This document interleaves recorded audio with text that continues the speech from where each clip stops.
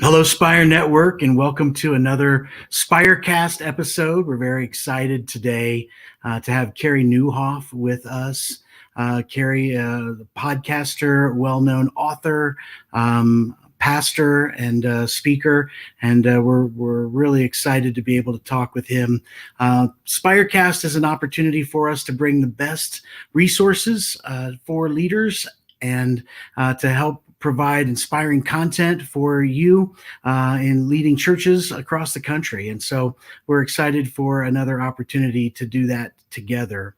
If you have seen there at the bottom crawl of our screen, we're going to be giving away a couple copies of Carey's book, Didn't See It Coming. And so if you share this live stream on Facebook, and you can do that even throughout the day today, and I think up through 12 hours after we do this broadcast, we're going to be making sure that we give away 2 copies of Carey's book, Didn't See It Coming, and excited to share this time together with Carey. Carey did a talk for us at the virtual conference that we had back in September. It seems like it wasn't that long ago, but in COVID time, it has been quite a bit of time since Carey's talk for us at the virtual conference. And we're going to be re-airing that today. And before we do, I'd love to bring Carey on. Carey, we're super excited to have you be a part of our Spire Network Spirecast today. And thanks so much for making time to be with us. Oh, it's a joy. Thanks, Chris. Appreciate you having me. I mentioned that it's been a little bit of time since you gave this talk, and the talk was really great. It was called The Future of Church After COVID, and really talked about 3 disruptive trends that you really saw happening for the church to be considerate of. I didn't know if maybe before we get started and see this, if because things have a little bit of a shelf life, I didn't know if maybe there were some things that you were seeing, some things that were new, or some things that maybe have changed since September, and what those might be. Well, you're right. It is kind of like dog years, right? Like a month is a year in terms of acceleration. We know that crisis is an accelerator. So the good news is things haven't changed that much. I look back at the talk as I got ready to record. I think I recorded it in August of 2020. So we were just months in. But I do think that there is a consolidation trend that we're going to see. We'll know a year from now where that has landed. But I think some of the it's a microcosm of what's happened, ironically, which hadn't developed last fall. But the rich got richer and the poor got poorer in this pandemic. And that's one of the shadow sides of what's been going on economically. But I think the same is probably true of the church. And my guess is mid-sized churches will have the hardest time, because some of the big churches that had a robust online presence probably picked up a lot of people. And again, we still don't fully know. I mean, we're not really in the post-pandemic era. We see it coming, but we don't really know when everything is open, who is going to be there, who's not going to be there. So right now we're looking at digits and all that. So I think that trend is continuing. Another trend I took a look at was that, well, I want to get to that one in a second, but the return to church may not be the rush leaders hope for. Yeah, unfortunately, that was prophetic. Almost no, like a tiny sliver of churches are saying they've grown during the pandemic. And that initial like Easter rush followed by the summer slump has continued to be a slump. Barna produced data since September that said 1 in 5 Americans, churchgoers, not just Americans, but churchgoers, stopped attending church in 2020. Is that coming back? I don't know. And then the third thing is the shift from home-based to facility-based. So just this, or from facility-based ministry to home-based ministry. Just this morning, I was reading a piece, I think it was in the Wall Street Journal, about business executives, CEOs who were polled on the return to the office. And they were really mixed. There were some people who are like, nope, it's going to be normal again. And others who are like, no way. And many CEOs have reduced their square footage. And I think you're going to see the same thing. I posted on my Instagram this morning, Chris, you know, this piece that I forget, it was in a major publication anyway, just about home design trends and how they've changed. Because, you know, I set this home office up back in 2016 because this was going to be my headquarters. But a lot of people are doing that this year. It's like, okay, if I'm going to be at home, we're going to have a hybrid work situation. The kids are like, you know, a lot of kids are going back to school, but some will be homeschooled now. Parents are like, oh, we kind of like this. And so they're going to be redesigning their offices, their homes, so that it functions more in the post-pandemic flow. So I think all that is going to impact church. So I think most of them stand up. They probably tweaked a little bit. And then there's some more stuff that's emerged as well. Well, fantastic. I know that you all will want to comment and ask some questions of Carey. So if you have some questions while we're watching the talk, please don't hesitate to put those in the comments section, and we'll work through your questions afterwards. We look forward to talking with Carey. So after I see the talk, I may disagree with myself. Stay tuned for that. I was just looking at my notes like, okay, yeah, I think that mostly, but maybe I'll say something. I'm like, wow, that was so wrong. So probably. Well, let's take a look at it now. Let's go ahead and start the talk. It's so good to be with you at Spire this year. Man, I'll tell you, this has been a year unlike any year any of us has ever experienced. And probably one of the questions that you have and I have is, when is this thing going to end? And if you had asked me in the spring of 2020, I would have said, you know what, I think we'll get through the summer and like things will be a little bit normal again, or maybe to a new normal. But that doesn't appear to be happening anytime soon. And I want to talk to you about a few trends that I am seeing right now that I think will perhaps be more permanent than we even hope they will be. So first of it is going to sound a little bit like bad news, and that's okay. But what I've discovered is that if you take the bad news up front, you end up with a better life. I remember a few years ago, I went to the gym for the first time, really in my life. I'm an asthmatic, so physical activity was always a bit of a challenge for me. And then my asthma got better, and I thought, okay, I'm going to start like working out. I'm going to lose some weight. And I hired a trainer. And I sat down with the trainer, and he told me stuff I don't like to hear. Like, apparently, I did not know this, but how much you eat impacts your weight. Did you know that? And going to Dairy Queen is not on the plan. And after he really told me, I remember there was one day where he said to me, he said he had another client, I'm sure he was telling other clients about me, but he said he had another client who came in, and he said, what did you have to eat? And he had to go to the confessional booth and tell him, well, I went to McDonald's. And he said, I had a Big Mac and I had a shake and I had French fries for lunch. And he goes, okay, get on the treadmill. And he says, we're going to work that off. And so the guy started just walking and then light running on the treadmill.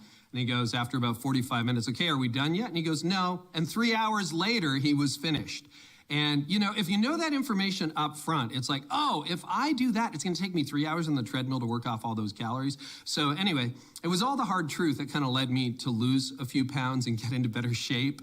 And now, I still enjoy eating, but the hard truth is the more I eat, the more I don't take care of my health. And so these are going to feel a little bit like hard truths up front, but I think long term, it will be easier if we can digest them now. So one thing we know about crisis, and this is true of every historic crisis, is that crisis is not just a disruptor, it's an accelerator. So what crisis does is it accelerates trends that started and maybe would take 5 to 10 years. So for example, remote work.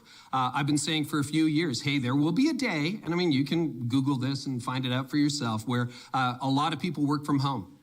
And that seems to be really desirable. But I thought it was going to come 5 to 10 years down the road. Then all of a sudden, overnight in March of 2020, all of us who do office work or knowledge work, what are we doing? We're working from home and leading remote teams. Now, some of that will pivot back to where it was before, but a lot of it won't. If you look at the polling, like Gallup is finding a lot of employees actually like working from home.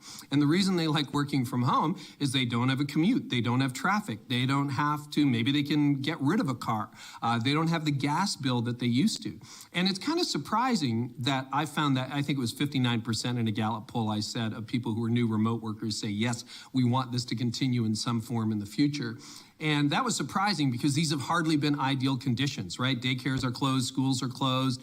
You're sitting in a spare bedroom in the closet trying to work on your laptop. Like when schools are open and daycares are open and you actually have an office built in your home, like, yeah, that's way more attractive maybe than doing the commute day after day. So I think crisis is an accelerator and the world will be permanently changed. And the longer this lasts, the more that the habits that we have formed during this disruption are going to stick around. So In the time we have available today, I want to focus on 3 disruptive trends that I think every church leader is wise to pay attention to. Even if it is like, hey, you shouldn't be going to McDonald's, right? If it's that kind of truth, in the end, we're going to be better for it.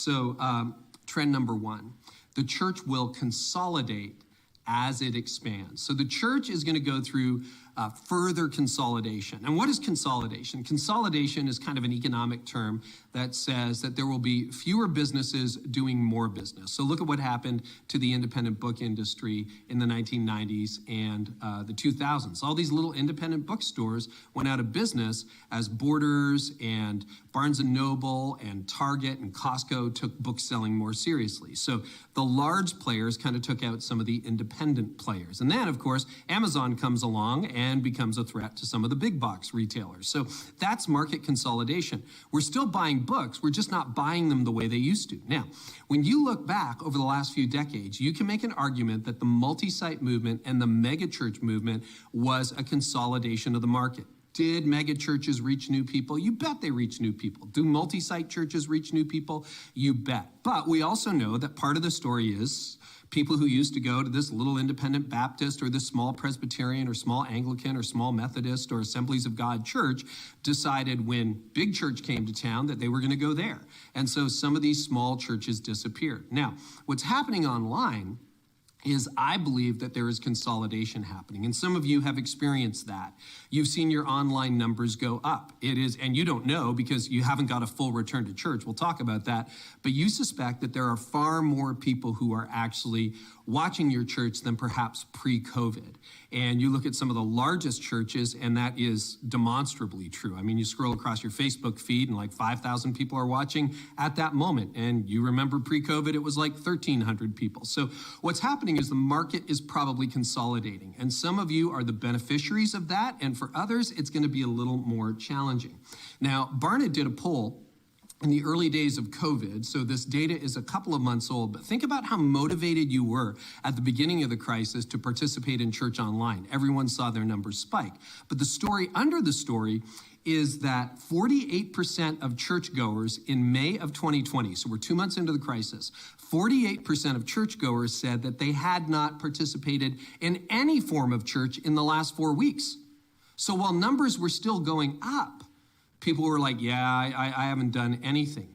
Only 40% of respondents said that they actually watched their own church online, and 23% of churchgoers said, actually, we're kind of watching another church. So there's a shift going on.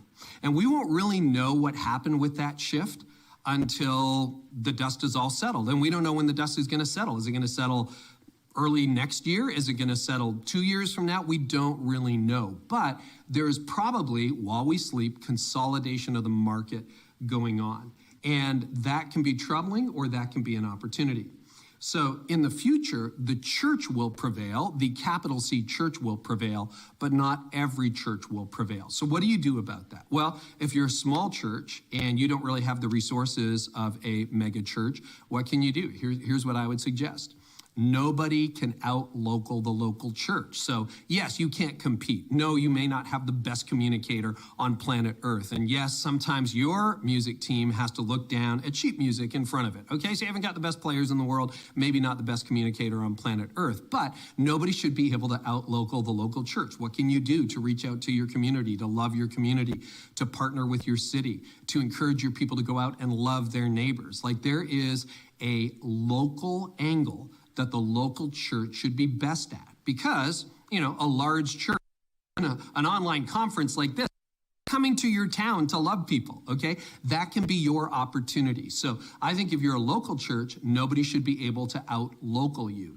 But if you're a larger church and you were already growing pre-COVID and you see your online numbers spiking, you have to figure out, how are we going to assimilate those people? How are we going to connect them in their local community, in groups, etc.? But I do think consolidation is happening, and we won't really know what that looks like until we get to the other side of whatever the new normal is. Okay, that's trend number one. Trend number two, the return to church might not be the rush leaders hope for. So we have varying data, but here's what we're learning. We're learning that most churches that have reopened, and not every church is reopened, are discovering that about 20 to 70% of the super high end, it's more like 20 to 40%, but a fraction of their former in-person church attenders are returning to church. And it's easy to dismiss that and say, oh, well, you know what? It's because we haven't found a vaccine. We're still wearing masks, or some people are wearing masks, or, it's confusing. But in the new normal, everybody's going to come back. Not so fast, because crisis is an accelerator. So have a look at this data from the Barna Group. Now, when you actually look at this data, you can see that long before COVID hit, there has been a slide in regular church attendance in every single demographic, from boomers to Gen X to millennials, and then, of course, to Gen Z prior to COVID. Now, crisis is an accelerator. We'll talk about that a little bit more ahead of time. But it's also the cradle for innovation and breakthrough. So what you have to think is, am I going to bet the entire future that everybody is going to come back? And there may be a moment, right, when there's a vaccine and NFL stadiums are filled up again and the NBA is back to normal and Major League Baseball is filling stadiums again, where everyone's like, we're going to rush back to church. And that happened after 9/11, but it lasted for about 2 weeks. And then what happened? It went down again. And perhaps if crisis is an accelerator, you have to think, okay, how are we going to pivot to the future? And that leads us quickly. And I know that sounds depressing. It's like, what, you're telling me these people aren't coming back? I just wouldn't bet the future on the fact that they are. So where does this leave us? And that gets us to a beacon of hope and some strategy for trend number 3. I believe the future church will shift from facility-based to home-based. Not entirely. Do I think people will gather in a centralized facility? Yes, I believe that's true. But I think the home will become the new hub. You see, for too many pastors, losing access to their buildings felt like losing access to their ministry. And I know none of us believes that's true. All of us put out on social, the church has never been closed, and that's true, but we behaved as though that was not the case. We behaved as though until we can go back into our buildings again, we can't really have church. And I'm worried that the rush back into the building is going to be a rush back into the past. So we just behaved like the church closed. Now, 5 things have shifted, I think, in a very significant and perhaps lasting way in 2020. You may see a little bounce back on some of these, but I don't think it will return to pre-COVID levels. So look at what's happening at home right now in the culture as a whole. So first thing that shifted to home, we've already hinted on it, was work. Work shifted to home. So it's like all of a sudden we're all working from home. Some of those people will return to offices, but Google has now told its employees that they don't have to come back until 2022 if they don't want to. It's like, no, this is becoming a long-term shift. Another thing that shifted home almost entirely was shopping, right? Like Amazon was showing up at your door before, but never as often as they have during COVID. So shopping has shifted home. And malls are starting to figure out, what are we going to be like when COVID is over? And that's a really good question.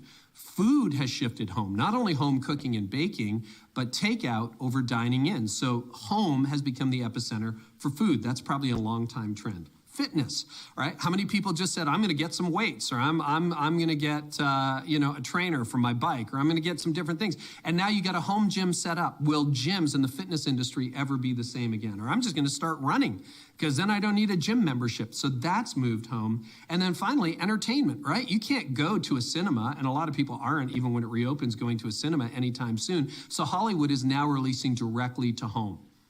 So those are 5 major areas of culture that have shifted home. And the question, of course, is, well, what about church? And for a few months, we all shifted home.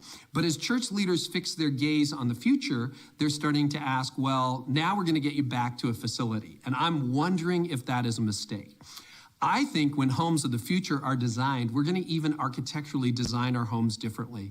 I think people are going to look for more rooms where they can have home offices, because maybe 50% of people aren't going back to their offices or are going to request flexible work arrangements. What about school? If it's wobbly for a little while, you're like, I want an area where the kids can learn together.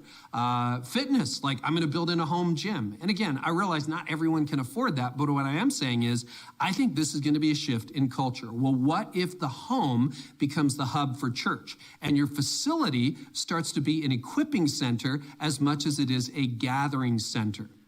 And you have an opportunity there, I think, to come alongside parents and say, we're going to equip you to minister in home 7 days a week. We're going to equip you to come alongside your neighbors and your friends and your community and your city and your region. And we're going to help you actually make a difference in your community. So you become the equipping center rather than the pinnacle where everybody comes to hear a message. So I think in the future, churches that are growing will become digital organizations with physical expressions. A little bit more like Amazon than JCPenney, a little bit more like Tesla than GM, because Tesla, yeah, they've got showrooms, but like they're the size of a small clothing store, not this massive sprawling acreage with millions of dollars of inventory. I think we're going to see things shift. So will there be church buildings in the future? Yeah, there will be, but it will be different. Remember, crisis is not just a disruptor, it's an accelerator.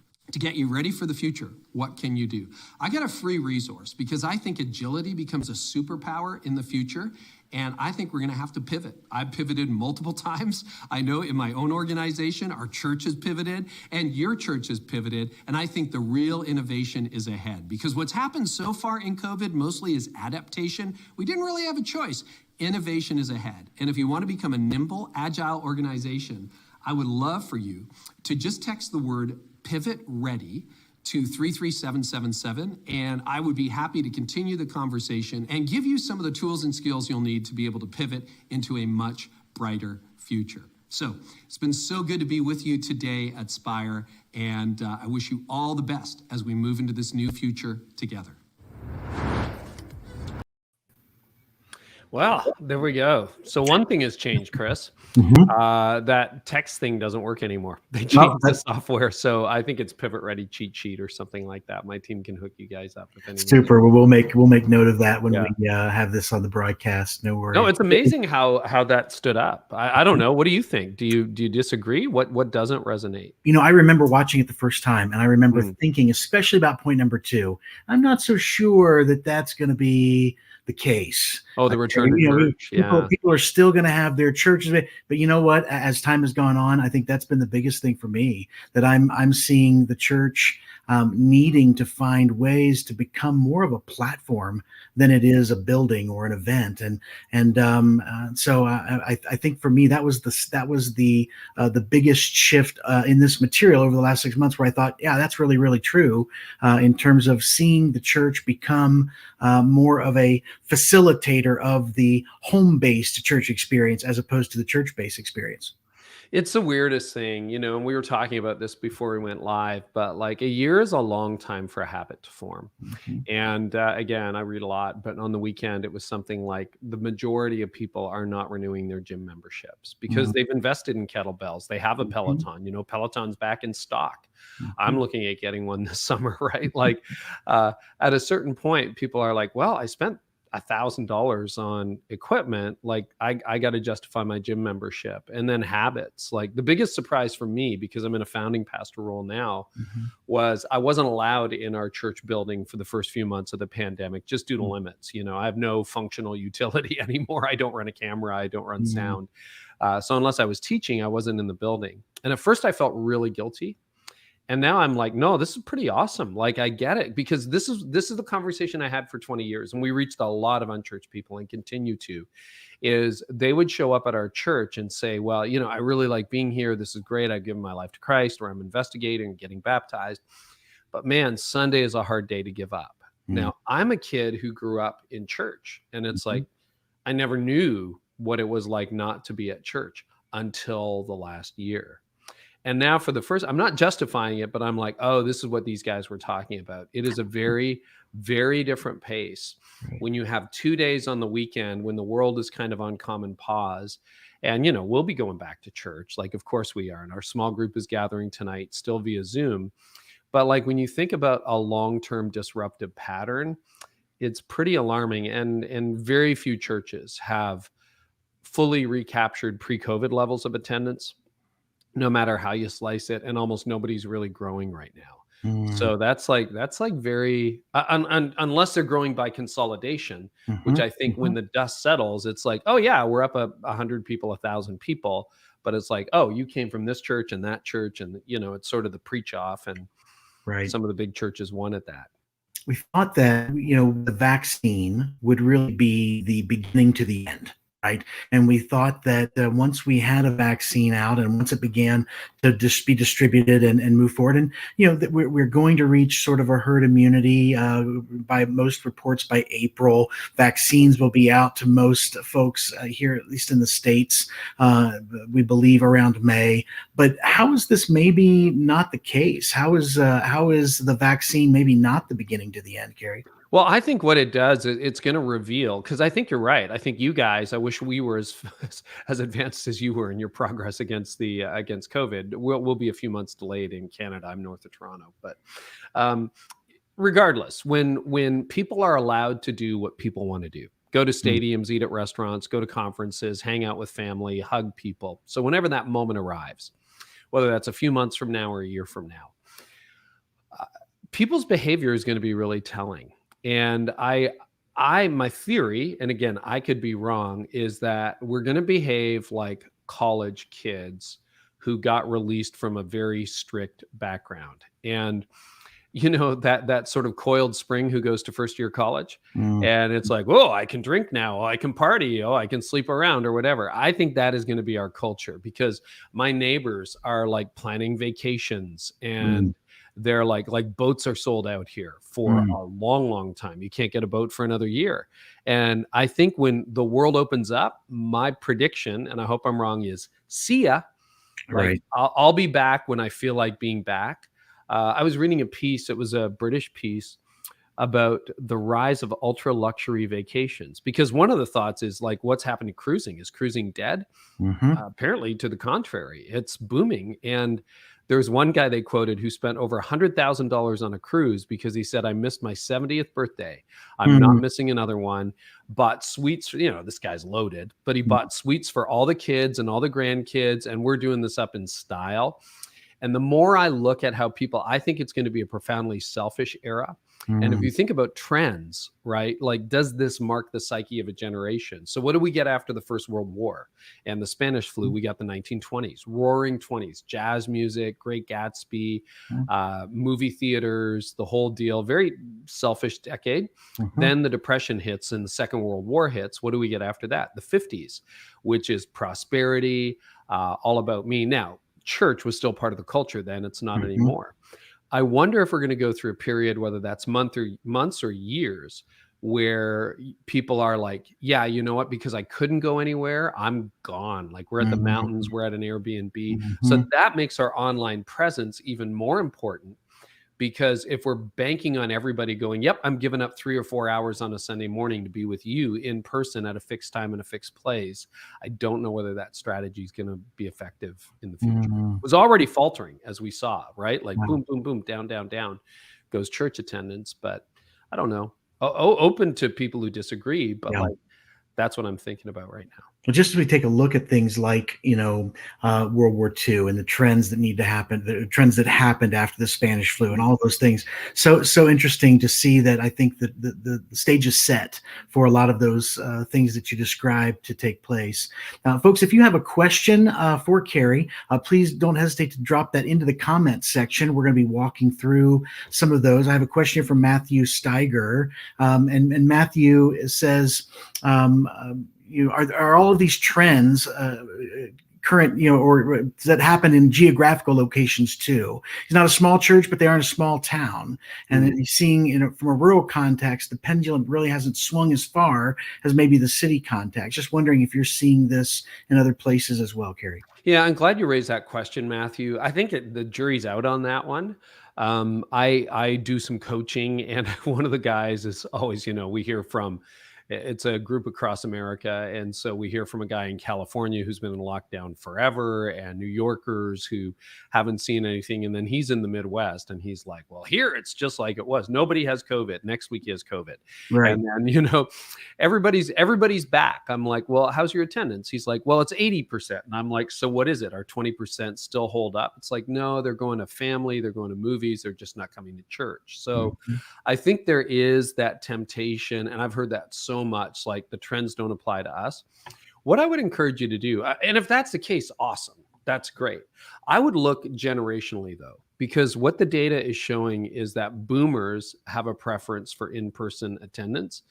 And if you're looking at Gen Z or millennials, they actually favor hybrid church. And so often when you get into the Bible Belt, when you get into more rural settings or small town settings, the cultural differences don't show up geographically as much as they do demographically.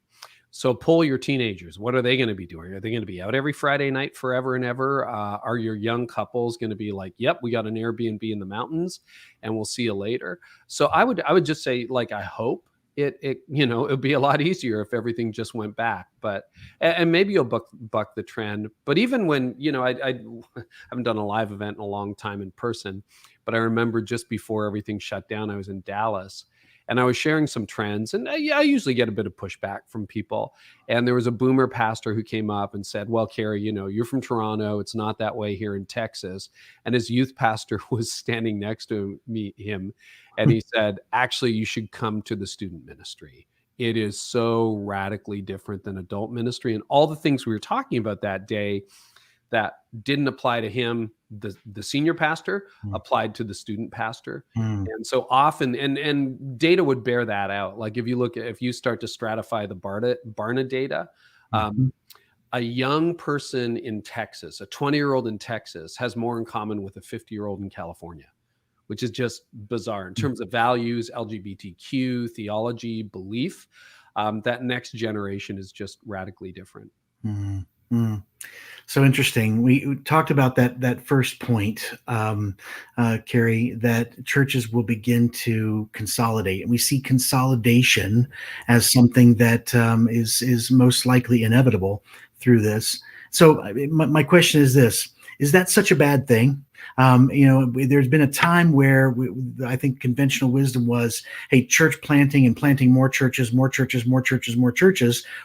really the thing. And so now as we look at things moving to more of a technological base, or we're looking at being able to facilitate sort of that home concept, do you think consolidation is maybe such a bad thing for the church? Yeah, I think there's an inevitability to it, and it kind of, as an accelerator, it'll sort of give you the wake up call. It's a cold splash of water on your face when you're like, okay, maybe we weren't doing so well before and now we aren't. But if you think about how church buildings have evolved, right, it made sense. Like I started here in the 90s, and if you were at my house, I could take you right outside that door and take you to the 3 little churches that were planted in the mid 19th century. And I inherited them limping along in the mid 90s. They were within days of closing their doors. And by the grace of God, there was a new story and some new life, and we amalgamated them and the whole deal. But, the paddles were on them. They were going to die. But it made sense to plant those in the 19th century because people had horses and buggies and they walked to church. And that's why you needed a neighborhood church. The 1950s comes along and suddenly people had cars and you could drive. So the towns, I'm in a rural community, but Aurelia to the north, Barrie to the south, people could go to the big church in town and hear the better preacher. And so they did. They got in their cars and they moved. And that made it hard for little tiny churches and little tiny communities. And then, we got online. And so mega churches, and I think everybody knows this is one of the secrets, is mega churches, a lot of their growth didn't come from unchurched people. Ours did because we're in a pretty post-Christian culture, but like a lot of that is just transfer growth. It was like what Barnes and Noble and Amazon did to the independent booksellers, mega churches did to the local church. Now, what's happened is online has further cannibalized it because the car took away geography, but the internet really took away geography. And suddenly I could be like, a good example, someone on my staff left her church in Toronto during the pandemic.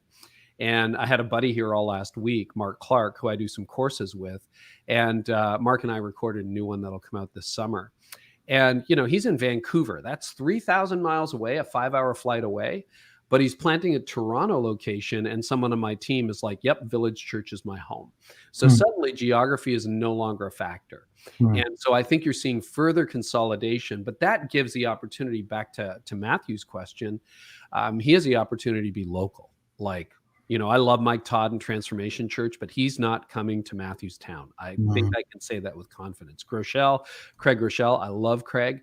He's probably not coming to your town either. So, you can be local. So just as you see the rise of like local foods and shop local, I think you have the opportunity to love your community, to be the church in your community.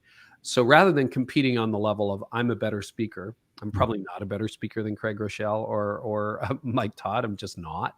I'm not as good as Christine Kane. I can't preach like that. Okay, so but what I can do is I can love my community, and what I can do is uniquely leverage the power of the local church, and that's where I think the hope is. No one can outlocal the local church, maybe, probably by design, right? It's a great comment. Yeah. I wondered about that in particular, as you see this second trend beginning to happen, where we're shifting more to that home-based, away from the church-based or the building-based. Are there some churches, some folks that you've heard that are doing a really great job, and what are they doing in particular to really help facilitate that shift from building-based programming or building-based event to more of a home-based or a family-based? So Levi Lusko, I think, has been doing some really exciting things. They're multi-state, they're multi-town, and a lot of their campuses, you think of Levi as leading a mega church, and it is, but I think their biggest room seat's like 500. It's not that huge. So it's seat turns and multiple services and multiple venues, et cetera, et cetera. But they have really started to pay attention to micro gatherings and to what's going on in people's homes. So this idea of micro campuses, right? So what I've been longing for along the way, and COVID has made it impossible, I have been longing for someone to tell me, Carey, this is how you host something in your backyard. This is how you do something for your neighbors, not just for a small group, but on Sunday morning where you can come alongside people. Like I get very excited about that. So I think they've been doing a good job. Dave Ferguson just texted me the other day and asked me who it was. And I had a list for him, and I'm kind of blanking right now. Let me see if I can. Oh, there it is. Dave said, I think Mike Todd is doing a really good job. Oh, John Mark Comer. That's the other one. I was talking to John Mark Comer the other day, and John Mark is actually doing a really good separation of what is happening online from what's happening in person. So online isn't just a live stream. He's going to more silence in person, more acoustic in person, more stripped down in person, more relational in person. New Zealand and Australia are pretty much open now, like they're maskless and the whole deal, because they've had a radically different approach to the pandemic.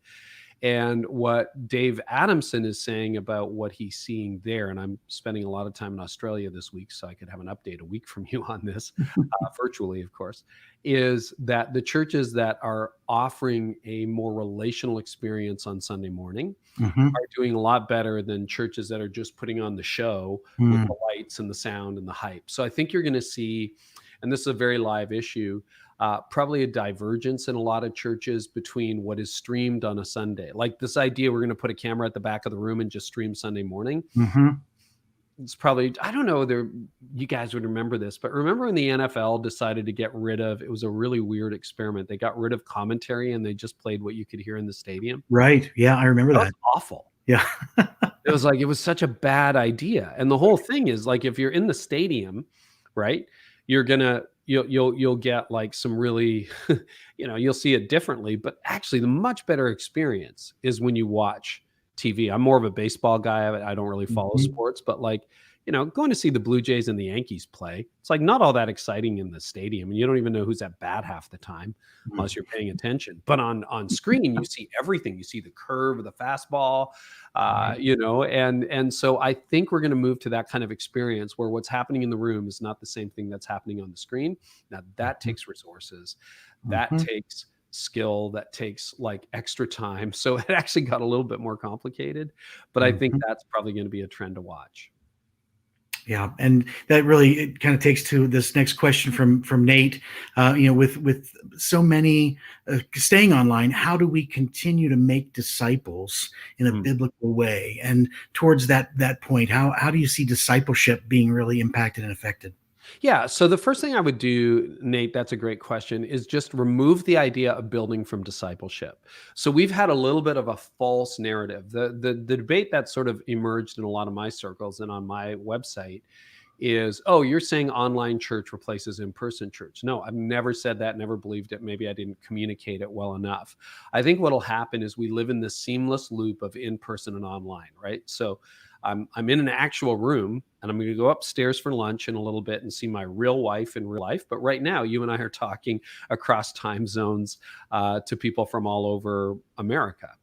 And that's like a really fascinating thing that we live in. And I think the church will reflect that reality. So this weekend I'm here, but next weekend I'm in my home. And the weekend after that, well, there's no beaches here, but I'm at the beach or wherever you happen to be.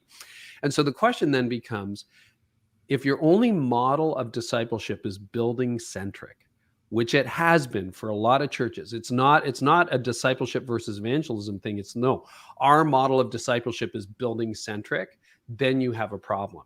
But really, Jesus' model of discipleship was people centric, not building centric. So if you can think about how do I equip Carey at his house? How do I equip people in their neighborhoods? How do I equip people in small groups and do that like kind of Uber and Airbnb or church? So that rather than building more square footage, you're going to have square footage. You need a headquarters. You need a place to gather people. You do.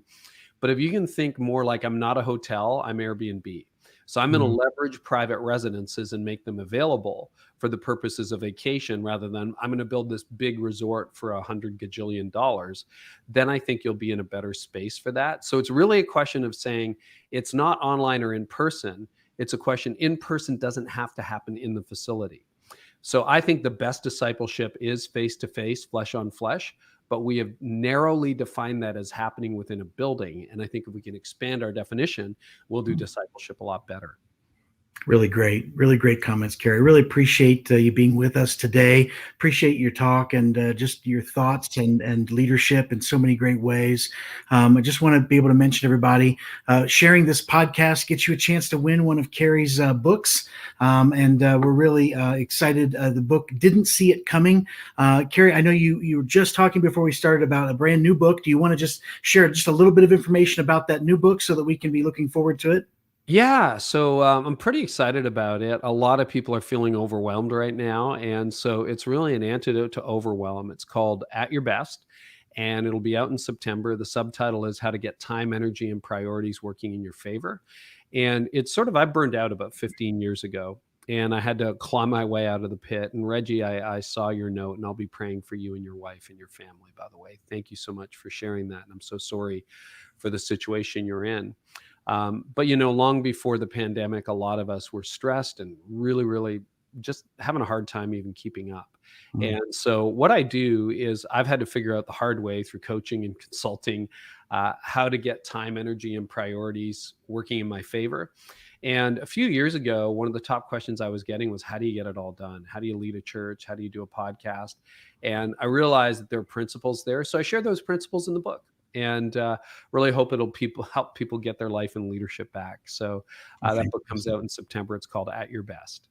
Fantastic. We'll look forward to that. So share this particular Spirecast and get a chance to win Didn't See It Coming, so that you can read that up, get ready for the next book Carey's got coming out in September.